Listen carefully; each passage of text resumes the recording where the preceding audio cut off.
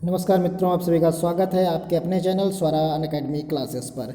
आप सभी लोगों ने कमेंट किया था कि मुझे जो फिज़िक्स का मॉडल पेपर है 33 क्वेश्चंस वो आपको इंग्लिश मीडियम में चाहिए थे, तो उस पर मैं वीडियो लेकर आया हूं। आपको यहां पर इंग्लिश मीडियम में आप देखिए, आपको यहां पर ये प्रैक्टिस सेट मिला है। अगर आपको हिंदी चाहिए तो आप हमारी प्लेलिस्ट में जा सकते हैं, CPP नेट 2020 सैफई पैरामेडिकल जो के नाम से प्लेलिस्ट है हमारे चैनल पर, वहाँ जाके आप हिंदी में भी इसे पढ़ सकते हैं। तो आइए शुरू करते हैं आज का ये वीडियो। लेकिन एक रिक्वेस्ट है उससे पहले कि अगर आप हमारे चैनल पर नए हैं तो सब्सक्राइब करना बिल्कुल ना भूलें, और ये ज़रूर बताइएगा कि आपको ये प्रैक्टिस सेट कैसा लग रहा है, जिससे हम केमिस्ट्री और बायो और मैथ्स का भी आगे ला सकें। देखिए यहाँ पर हम जो मॉडल पेपर लेके आए हैं, फिजिक्स प्रीवियस ईयर क्वेश्चंस हैं कुछ, इसमें 33 क्वेश्चंस मैं आपको दूंगा इस वीडियो में, और उम्मीद करता हूँ आपके लिए बेनिफिट्स के क्वेश्चंस होंगे। तो शुरू करते हैं पहला क्वेश्चन और इसको समझते हैं कि यहाँ बताया गया है कि for which diode is used, तो कौन सा डायोड जो है इज़ यूज किया जाता है किसके लिए। तो यहाँ पर है इसका ऑप्शन जो आप देखेंगे, तो ये for which diodes is used, तो इसका ऑप्शन सही है डी, प्यूरिफिकेशन, यानी इसका जो ऑप्शन सही होगा डी ऑप्शन सही होगा, प्यूरिफिकेशन के लिए। चलते हैं सेकंड क्वेश्चन की तरफ। देखिए यहाँ पर आपको मिलेगा who among the following developed the technology of underground nuclear explosions, तो ये किसने डेवलप की है इसके बारे में है। तो यहाँ आपका जो ऑप्शन सही है ये डॉक्टर हॉर्न जे भाभा ने यहाँ पर जो है इसको डेवलप किया। अब आगे चलते हैं अगले क्वेश्चन पे, क्वेश्चन नंबर 3। यहाँ आपको मिलेगा which among the following type of coal produce most heat per unit, सबसे ज़्यादा हीट पर यूनिट कौन किस टाइप का कोल जो है प्रोवाइड कराता है, प्रोड्यूस करता है। तो इसका ऑप्शन आपने देख लिए होंगे तीनों ऑप्शंस, तो इसका जो ऑप्शन सही है वो ऑप्शन सही है एंथ्रेसाइट, यानी ऑप्शन सी इसका सही है। आप लगातार अपने आप को चेक भी करते चलिए साथ ही साथ। क्वेश्चन नंबर 4 है यहाँ पर, question number 4, which among the following waves is used for communication bye artificial satellites, तो आर्टिफिशियल सैटेलाइट्स में कम्युनिकेशन के लिए कौन सी वेव्स का हम प्रयोग करते हैं। तो अब क्वेश्चन नंबर हमारा 4 है, इसका आंसर है माइक्रोवेव्स। तो ये हो गया क्वेश्चन नंबर। हम 5th की तरफ चलेंगे, तो क्वेश्चन नंबर 5th में देखेंगे what is found in frequency modulation, what is found in frequency modulation, तो इसका ऑप्शन हमारा सही है 5th क्वेश्चन का ए, फिक्स्ड फ्रीक्वेंसी।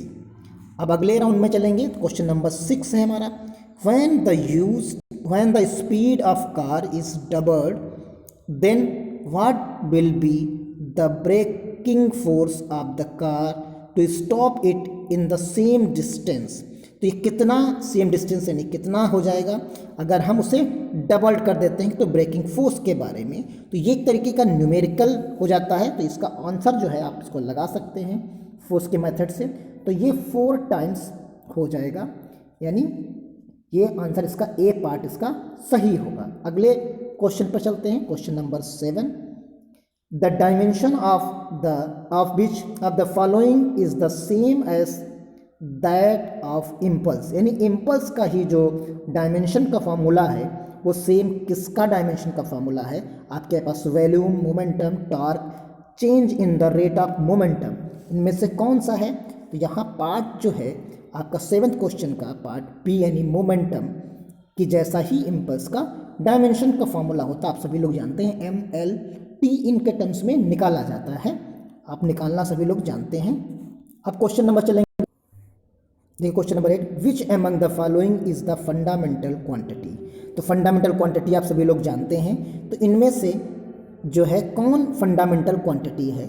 तो आप वेलोसिटी, फोर्स, वॉल्यूम नहीं होते, यानी टाइम है, आप सभी लोग जानते हैं। इसमें जो क्वेश्चन नंबर 8 का जो ऑप्शन आपका सही होगा, यह बहुत आसान सा क्वेश्चन था, टाइम इसका ऑप्शन सही होगा। क्वेश्चन नंबर 9 की तरफ चलते हैं, तो क्वेश्चन नंबर 9 में आप देखेंगे if the diameter of a capillary is doubled then the rise of water in it will be, यानी अगर कैपिलरी का जो डायमीटर है उसको हम डबल कर देते हैं तो वाटर लेवल में क्या फ़र्क पड़ेगा, वो डबल हो जाएगा, यानी डबल होगा, हाफ होगा, 4 टाइम्स होगा, नो चेंज होगा। तो क्वेश्चन नंबर 9 का जो आंसर है हमारा क्वेश्चन नंबर 9 का वो बी पार्ट है, यानी वो हाफ हो जाएगा अगर हम कैपिलरी के डायमीटर को डबल कर देते हैं। क्वेश्चन नंबर 10 की तरफ चलते हैं। तो क्वेश्चन नंबर 10 में आप देखेंगे यहाँ कि why the needle of iron swims on water surface when it is kept gently. अगर हम उसको जेंटली, तो क्या ऐसा यहाँ पर हो जाता है? तो इसका ऑप्शन आप चारों पढ़ सकते हैं। इसका जो आंसर सही होगा ड्यू टू सरफेस टेंशन, तो ये इसका आंसर होगा। Question number 11, the mass of a star is 2 times the mass of the sun, how it will come to an end. तो एंड में स्टार क्या हो जाता है? क्वेश्चन नंबर 11, तो ये न्यूट्रॉन स्टार हो जाता है, यानी ऑप्शन जो है इसका ए पार्ट इसका सही होगा। अगला क्वेश्चन नंबर 12 की तरफ चलते हैं। तो क्वेश्चन नंबर 12 में आप देखेंगे कि यहाँ बताया गया है कि rain drop falls from great height, which among the following sentence is true regarding it. तो रिगार्डिंग इट जो है कौन सा इसका सही होगा? तो 12 का आंसर हम जानते हैं कि they fall with that unlimited velocity which are the different for different droplets के टर्म्स में। तो ये हमारा ऑप्शन ए पार्ट इसका सही होगा। अगले क्वेश्चन नंबर चलेंगे 13 की तरफ। On which of the following techniques photostat machine works, यानी फोटो मशीन वर्क किस टेक्नोलॉजी पर यानी टेक्निक पर करती है? तो 13 का ऑप्शन जो है आपका वो इलेक्ट्रोस्टैटिक इमेज मेकिंग के बेस पर काम करती है फोटोस्टेट मशीन। आप सभी लोग फोटोकॉपी कराते हैं। 1 kilowatt joule 1 kilowatt hour is equal to, एक तरीके का न्यूमेरिकल एंड डाटा फिगर्स का क्वेश्चन है। तो ये आप सभी लोग जानते हैं 6 मेगा जूल के पास आएगा, ये 6 मेगा जूल कन्वर्ट करके देख सकते हैं। अब यहाँ क्वेश्चन नंबर 15 है, what is the minimum escape velocity of rocket to be launched into space. ये मिनिमम स्केप वेलोसिटी यहाँ पर अब आपको बतानी है। तो क्वेश्चन नंबर इसके ऑप्शंस देखते हैं कौन कौन। तो इसका ऑप्शन यहाँ सही होगा, आप देख सकते हैं इस जगह पर कि इसका ऑप्शन सही है, सी पार्ट सही मिलेगा आपको कि स्केप वेलोसिटी 11 किलोमीटर पर सेकेंड की स्पीड होती है। यहाँ डॉट लग गया है, पर सेकेंड है यहाँ पर, आप इसे करेक्ट कर सकते हैं, यहाँ पर जो है इसको सेकेंड पर सेकेंड कर लीजिएगा। तो ये चीज़ हो गई, मिस्टेक है टाइपिंग यहाँ पर।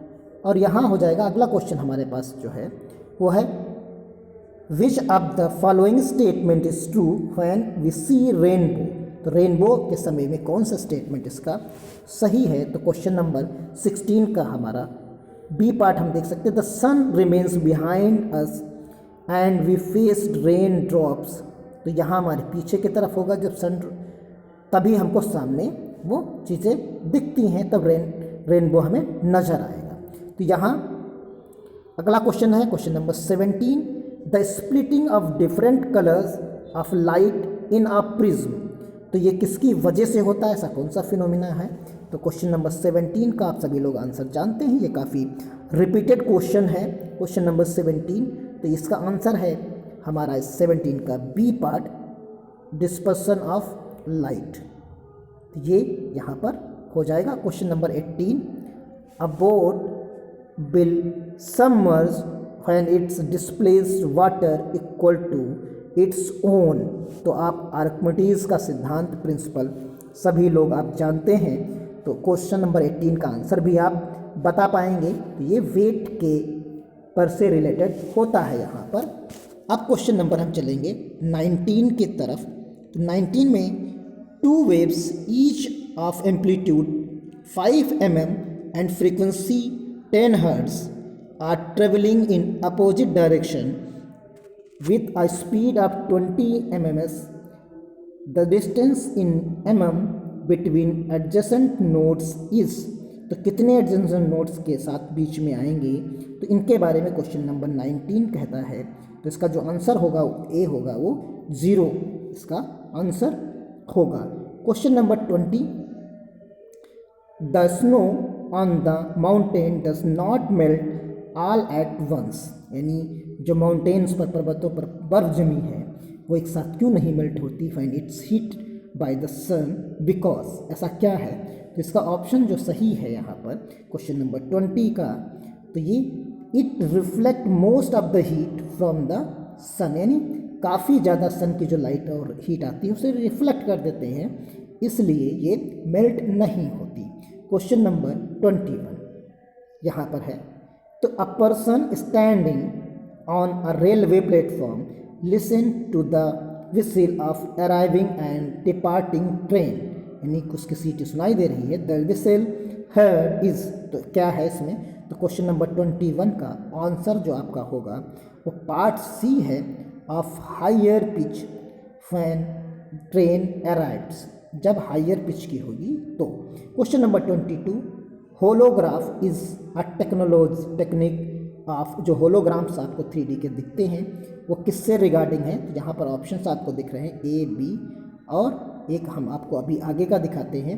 22 का जो ऑप्शन है वो हमें देखना है, आपने दो ऑप्शन यहाँ पर पढ़ लिए हैं होलोग्राम के लिए, और तीसरा ऑप्शन यहाँ पर आपके साथ चौथा यहाँ है, तो चौथा ऑप्शन आपका यहाँ जो है वही इसका सही होता है, regarding a permanent 3 dimensional photograph of given single colour और मल्टी कलर, तो ये इसका ऑप्शन सही हो जाता है। An ice block with a piece of lead embedded in it floats in water, it's if ice melt the water level, तो water level पर क्या फ़र्क पड़ेगा? वो राइज करेगा, फॉल करेगा, रिमेन सेम रहेगा? तो ये क्वेश्चंस रिपीटेड है बहुत ज़्यादा।